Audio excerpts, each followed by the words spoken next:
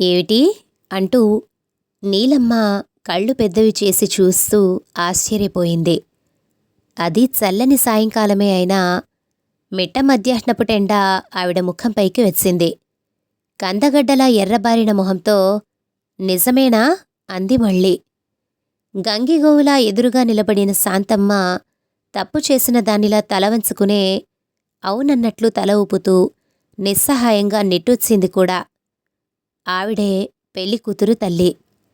నీలమ్మ విసురుగా మాటల తూటాలు వదిలింది. నా కొడుకు మీ అమ్మాయినే చేసుకుంటానని అనటమే నాకు విడ్డూరంగా అనిపించింది. ఇప్పుడేమో మీ అమ్మాయి ఈ సంబంధం వద్దని చెప్పటం ఇంకా వింతగా ఉంది. ఈమెగారి అందచందాలను మెచ్చి ఇంతకన్నా గొప్పవాడు వస్తాడని అనుకుంటోందా ఆవిడ? అంతట్లోనే ఎవరూ ఊహించని విధంగా అప్పుడే పెళ్లిచూపుల తతంగం ముగించిన అమ్మాయి లోపలి గదిలో నుంచి వాళ్లు కూర్చున్న చోటకు వచ్చి నీలమ్మ వైపు చూస్తూ ధాటీగా చెప్పింది. రేపు మమ్మల్ని చూసిన వాళ్లంతా కాకిముక్కుకు దొండపండు అనే సామెతను గుర్తు చేసుకుని నవ్వుకోకూడదనే నేనీ నిర్ణయం తీసుకున్నాను. గంతకు తగ్గ బొంతలాంటివాడు నాకు సరిపోతాడు. మీకిప్పుడు అర్థమైందిగా. ఇక మీ కొడుకు ఎందుకు కోరి వచ్చాడో నేనెలా చెప్పగలను? మీరే అడిగి తెలుసుకోండి. ఆ అమ్మాయి 2 మాటలు చెప్పేసి ఒక్క నిమిషం కూడా ఆగకుండా లోపలకు రివ్వున వెళ్ళిపోయింది. నీలమ్మ కొడుకు వైపు నిరసనగా చూసి, బాగానే అయిందిగా, ఇక వెళ్దాం పదా అంటూ లేచి నిలబడింది. అతని తల్లితో ఒక్క నిమిషం ఉండమ్మా అంటూ ఆ అమ్మాయి వెళ్ళిపోయిన గదివైపుగా వెళ్ళి 2 నిమిషాల్లో తిరిగి వచ్చాడు. చిరునవ్వుతో, ఆ అమ్మాయి పెళ్లికి అంగీకరించిందమ్మా. ఇక పెళ్ళి ఎప్పుడు ఎక్కడా లాంటి విషయాలన్నీ మీ పెద్దవాళ్లు నిదానంగా మాట్లాడుకోవచ్చులే అన్నాడు. నీలమ్మ ఓ క్షణం కొడుకు వైపు విచిత్రంగా చూసి రుసరుసలాడుతూనే కొడుకును అనుసరించింది. ఇంటికి రాగానే ఆ అమ్మాయికేం చెప్పి ఒప్పించావురా అంటూ నిలదీసింది. తల్లి కోపం చూసి విశ్వం నవ్వేశాడు. గంతకు తగ్గ బొంతలా మారటానికి నేను నా రూపురేఖల్ని ఎలా మార్చుకోవాలో చెప్పమని ఆ అమ్మాయినే సలహా అడిగాను. నా వైపు ఆశ్చర్యంగా చూసి నేనేదో ఉద్యోగం చేసి బాగా సంపాదిస్తున్నానని అనుకుంటున్నారేమో. నాది చాలా చిన్న ఉద్యోగమని, అది కూడా పెళ్లి తర్వాత మానేస్తానని చెప్పింది. నేను నాకేం అభ్యంతరం లేదన్నాను. ఉద్యోగం చేయటం మానటం అనేది పూర్తిగా తన ఇష్టమేనని చెప్పేశాను. అప్పుడు ఆ అమ్మాయి సరేనంది. అసలు ఆ అమ్మాయి అంటే అంత మోజెందుకొచ్చిందో అది చెప్పు అంటూ మళ్ళీ రెట్టించింది నీలమ్మ. ప్రేమ అంతే అనేసి ఊరుకున్నాడు. ఆవిడకు చిర్రెత్తుకొచ్చినా చేసేదేమీ లేక మిన్నకుండిపోయింది. అవతల పెళ్లికూతురు కాదంబరి తల్లిదండ్రులకు కూతురి పెళ్లి విషయం వింతగానే ఉంది. మీ అమ్మాయిని చూడటానికి వస్తున్నాం అని మధ్యాహ్నం కబురు పంపి సాయంకాలం వచ్చారు తల్లి కొడుకు. వాళ్లు తమకి 2 వీధుల అవతల ఉంటున్న వాళ్లేనని వీళ్లకి అప్పుడే తెలిసింది. తాము పిల్లకి కట్నకానికలంటూ ఏమీ ఇవ్వలేరు. పిల్ల రూపురేఖలు చాలా సాదాసీదాగా ఉంటాయి. చదువు సంధ్యలు ఎన్నదగినవి కావు. ఏదో షాప్లో పనిచేస్తోంది.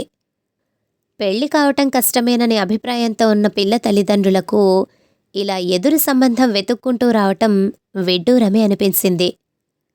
వయసు మళ్ళిన వాడెవడో అయి ఉంటాడు.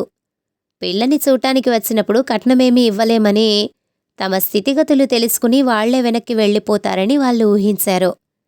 అయితే వాళ్ల అంచనాలకి భిన్నంగా అబ్బాయి చిన్నవాడు, అందంగా ఉన్నాడు. మంచి ఉద్యోగము ఉందని తెలిసి మరీ ఆశ్చర్యపోయారు. పెళ్లి జరిగిపోయింది. విశ్వం సరదాగా హుషారుగా ఉన్నాడు పెళ్లిలో. కాని నీలమ్మ పెళ్లికూతురు కాదంబరి మాత్రం ఆ పెళ్లికి కారణం తెలియకనే ఏమో ముభావంగా ఉండిపోయారు. విశ్వం వాళ్ల ఉదాసీనతను గుర్తించాడు కాని తను చేయదగిందేమీ లేదన్నట్లుగా మౌనంగా ఉండిపోయాడు. కాదంబరి అత్తవారింటికి కాపురానికి వచ్చేసింది. పనులన్నీ సక్రమంగా నిర్వర్తించటం చూసి నీలమ్మ కొంత సంతృప్తి పడింది. తనకి ఆరోగ్యం సరిగ్గా లేనందువల్లనే ఇలాంటి పనిమంతురాలైన అమ్మాయి అయితే బావుంటుందని కొడుకు అనుకున్నాడేమోనని, పెళ్లికి కారణం అదే అయి ఉంటుందని ఊహించింది. అయితే అది నిజం కాదని ఆమెకు తొందరలోనే తెలిసి వచ్చింది. ఒకరోజు పెరట్లో నుంచి నీళ్ల బిందెతో లోపలికి వస్తూ గడప తగిలి కాదంబరి బోర్లా పడిపోయింది. దాంతో బెడ్ రెస్ట్ తీసుకోవాల్సిన అవసరం ఏర్పడింది.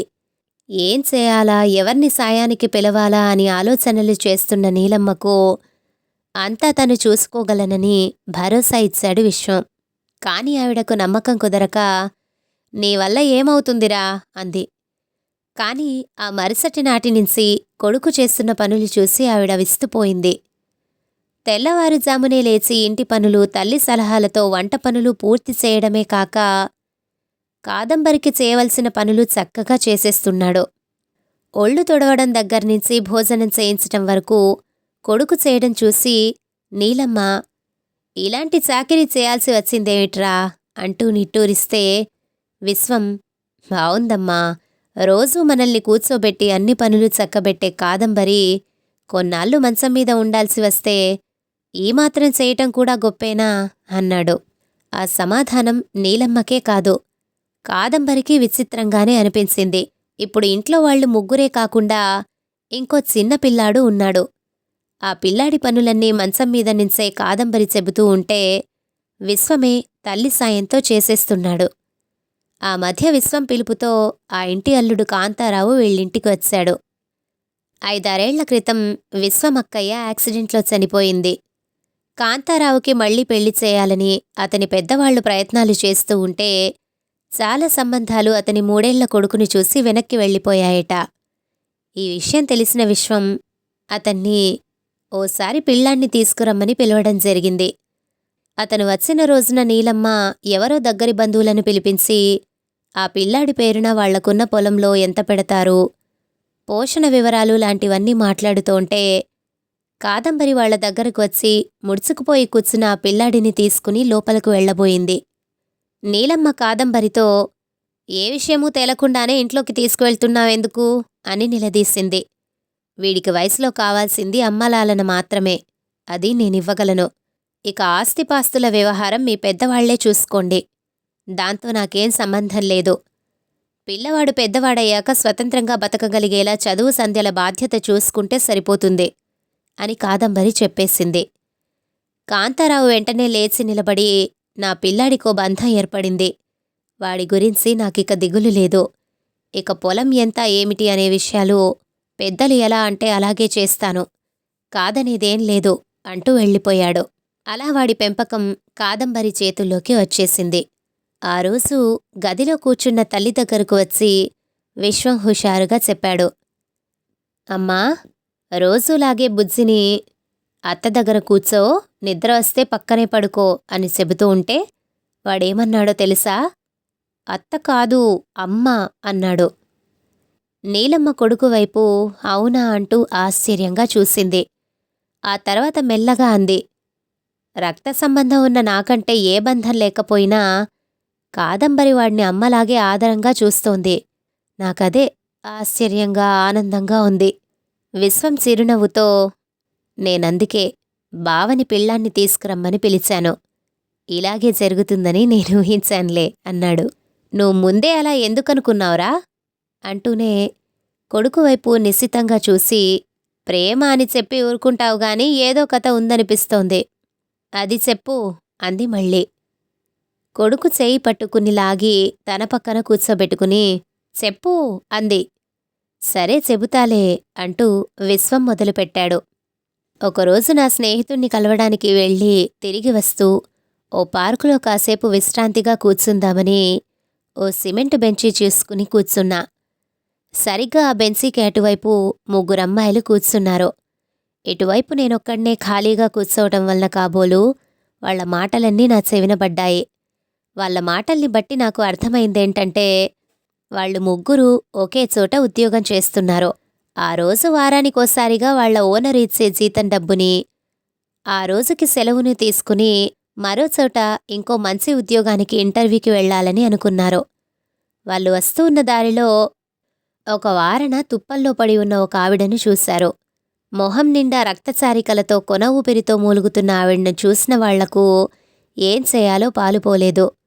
2 అమ్మాయిలు వాళ్ల పనిమీద వాళ్ళు వెళ్ళిపోతే ఒక్క అమ్మాయి మాత్రం తను వాళ్లతో రాలేనని చెప్పి ఆవిడ్ను ఒక ఆటో సాయంతో హాస్పిటల్లోకి తీసుకువెళ్ళి చేర్పించి తన దగ్గరున్న డబ్బుతో మందులు కొనిచ్చి ఆమెకు మెలకు వచ్చాక నంబర్ తెలుసుకుని వాళ్లకు కబురు చేస్తామని హాస్పిటల్ వాళ్ళు తెలియజేశాక వచ్చేసి అక్కడ కూర్చుంది.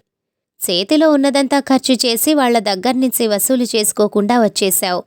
ఈ వారమంతా ఎలా అని ఓ అమ్మాయి అడిగితే, ఏదోలా జరుగుతుంది లెద్దు, డబ్బుదేవుంది, వచ్చే వారం మళ్ళీ అందుతుందిగా.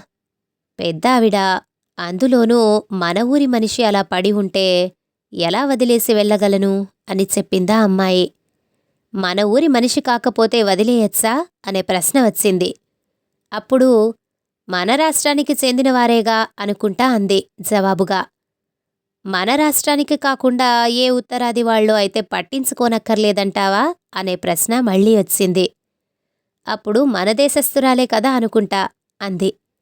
ఏ విదేశస్థులు అయితేనో అనడిగితే అప్పుడు కూడా ఎవరిదైనా ప్రాణమేగా, మనుషులమేగా అనుకుంటా. అంతేనా అంటూ నవ్వుతూ వాళ్లకి జవాబు చెప్పి లేచి నిలబడిందా అమ్మాయి. నేనప్పుడు తల తిప్పి చూశాను. ఒకే ఒక సెకండ్ సేపు చూసినా చాలా సాదాసీదాగా కనిపించే ఆ అమ్మాయిలో అపూర్వమైన అందం ఏదో నాకు కనిపించింది. ఆ అమ్మాయి మాటల్లో వెల్లివిరిసిన ప్రేమతత్వం, మానవత్వం వల్ల కాబోలు. వాళ్ళు వెళ్ళిపోయిన కాసేపటికి హాస్పిటల్ నుంచి నాకు ఫోనొచ్చింది. మీ అమ్మగారు ఎక్కడికో వెళ్తూ ఉంటే దొంగలెవరో మెడలోని గొలుసు కోసం గాయపరిచి రోడ్డు వార తుప్పల్లోకి లాక్కెళ్ళి పడేసి వెళ్ళిపోయారు అని. ఎవరో అమ్మాయి చూసి ఇక్కడ చేర్పించింది. ఇప్పుడే ఆమెకు మెలకు వచ్చింది అని చెప్పారు. పార్కులో ఆ అమ్మాయిలు మాట్లాడుకున్నది నీ గురించేనని నాకర్థమైందప్పుడు. ఎదురు తిరగటం వల్లనే అలాంటి అనర్థం జరిగిందని నువ్వు చెప్పావు.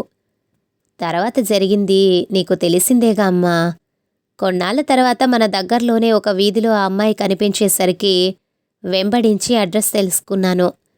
నీ మొహం నిండా రక్తపు మరకలు ఉండటం వల్ల నిన్ను చూసినప్పుడు కాదంబరి గుర్తుపట్టలేదేమో అంటూ ముగింశాడు విశ్వం.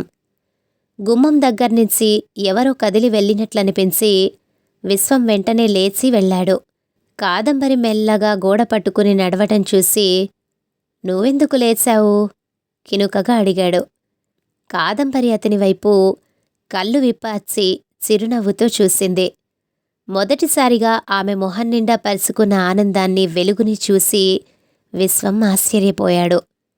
కాదంబరి మెల్లగా అంది, లేచాను కాబట్టే నాకు విషయం తెలిసింది.